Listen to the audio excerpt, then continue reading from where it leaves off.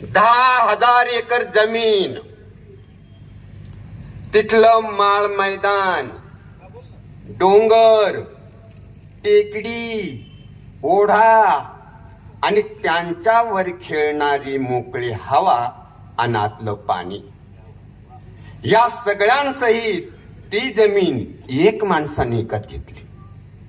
आता तिथं सिमेंटच्या भक्कम कंपाऊंडचं बांधकाम चालू आहे आणि तिथं लिहून ठेवलं की त्या अगोदर तिथल्या स्थलांतर करू शकणाऱ्या सगळ्यांनी बाहेर पडायचं, बाकीच्यांना तोडून कापून मुळासहित उचकटून बाहेर फेकलं जाईल. त्या टेकडीचे राय तुकडे करून ओढ्यात गाडले जातील. त्या झुळझुळणाऱ्या झऱ्याच्या तोंडी सिमेंटचे तोबरे देऊन त्याची वळवळ कायमची बंद केली जाईल. काही जाणकार दगडांना कंपाऊंडच्या भिंतीमध्ये चिन्हून ठार मारलं जाईल आणि शेवटी काळ्या आईच्या माथ्यावरून बुलडोजर फिरून बळीराजाला पुन्हा एकदा पाताळी धाडलं जाईल.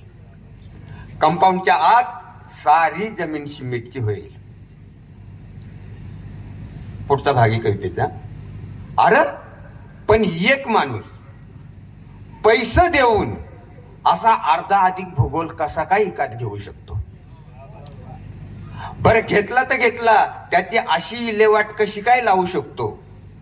नाही म्हणजे असं कोणत्या शास्त्रात लिहिलंय? असं करा, सगळ्या शास्त्रांनी एकत्र या. अर्थशास्त्र, राज्यशास्त्र, इतिहास, ही सगळ्या प्रकारची सामाजिक शास्त्र, सगळी धर्मशास्त्र, त्याचप्रमाणे IT, बायटी, पॉलिटेक्निकी, फार्मसी वगैरे या मॉडर्न पोरींना बोलून घ्या. सगळ्यांनी शांत डोक्यानं नीट बारीक दूरवरचा विचार करा आणि एवढा भूगोल सांभाळा. एवढा भूगोल सांभाळा दादा हो. नाही ते सत्तेचे मनोरथ ढासळू द्या, निर्देशांक कोसळू द्या, शेअर बाजार गडगडू द्या, कुणाकडे पैसा जास्त झाला असेल तर तोही सोडू द्या, पण एवढ्या भूगोलाचं रक्षण करा. अरे ही बाकीची सगळी शास्त्र माणसानं या मातीवर पाय ठेवूनच माणसासाठी तयार केलीत. ती बिघडली तर सुधरवता येतील, दुसरी 100 शोधून काढता येतील, पण निसर्गानं सजीवांसाठी बनवलेला हा भूगोल जर बिघडला ना दादा हो, तर इथं माणूसच शिल्लक राहायचा नाही, इथं माणूसच शिल्लक राहायचा नाही.